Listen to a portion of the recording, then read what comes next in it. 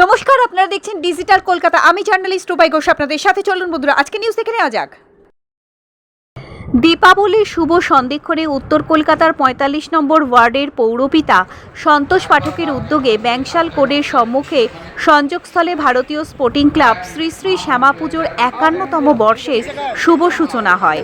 এদিন প্রদেশ কংগ্রেসের অধ্যক্ষ শুভঙ্কর সরকার, রাজ্যসভার সাংসদ প্রদীপ ভট্টাচার্য, বিশিষ্ট শিল্পপতি परवीन अग्रवाल, कालीपद सिंह, सुनील चोपड़ा, अनिल भटिया, विनोद तिवारी, कार्तिक सिंह, भोला यादव, पवन सिंह, रोहित राठौर सकलेर उपस्थितिते पूजो पैंडेलेर फीते काटा হয়।